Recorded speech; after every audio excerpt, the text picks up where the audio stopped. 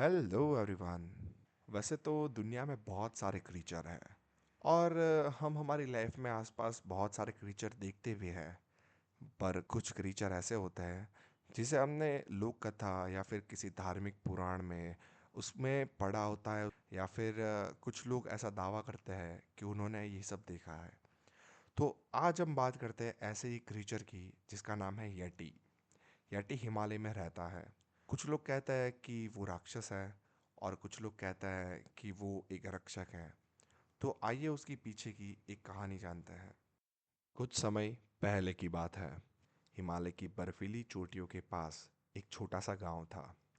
गांव के लोग पर्वतों की पूजा करते थे और मानते थे कि वहाँ एक अदृश्य रक्षक है जो उनके खेतों और पशुओं की रक्षा करता है। वह रक्षक और कोई नहीं बल्कि यटी था। गांव के कुछ बुजुर्गों ने कहानी सुनाई थी कि जब कोई व्यक्ति लालच या बुरे इरादों से पर्वत में प्रवेश करता है तो यटी उसे रोक देता है, लेकिन वह कभी किसी निर्दोष को नुकसान नहीं पहुंचाता। उसे हिमालय का रक्षक कहा जाता है। एक दिन एक लालची व्यापारी गांव में आया। उसने गांव वालों से कहा कि वह हिमालय की ऊंचाइयों में छिपे सोने और दुर्लभ जड़ी बूटियों की तलाश करना चाहता है। गांव वालों ने उसे चेतावनी दी कि वह यट्टी के क्षेत्र में ना जाए, लेकिन व्यापारी ने उनकी बातें मजाक में ही ले ली। व्यापारी ने कुछ मजदूरों को पैसे देकर अपने साथ ले लिया और पर्वतों में गहराई तक चला गया। उसने वहां पेड़ों को काटना शुरू कर दिया और गुफा में खुदाई करने लगा।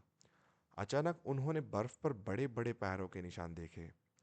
मजदूर डर गए और वापस लौटना चाहते थे, लेकिन व्यापारी ने उन्हें मजबूर किया कि वे खुदाई जारी रखें। रात होते ही ठंडी हवाएं तेज हो गई। अचानक बर्फीली गुफा के अंधेरे में एक विशाल छाया निकली। वो यटी था। उसकी लाल आंखें चमक रही थी और उसकी दहाड़ से पूरा पर्वत गूंज उठा। मजदूर डर के मारे भाग गए, लेकिन व्यापारी ने अपना सोना छोड़ने से इनकार कर दिया। यटी धीरे धीरे व्यापारी की तरफ कदम बढ़ाने लगा। व्यापारी की हिम्मत टूट गई और उसने अपनी लालच के लिए माफी मांगी। कहता है कि यटी ने उसे मारने की बजाय उसे एक मौका दिया। उसने व्यापारी से वादा करवाया कि वह हिमालय की पवित्रता को कभी भी नुकसान नहीं पहुंचाएगा। व्यापारी ने गांव लौटकर सबको अपनी कहानी सुनाई।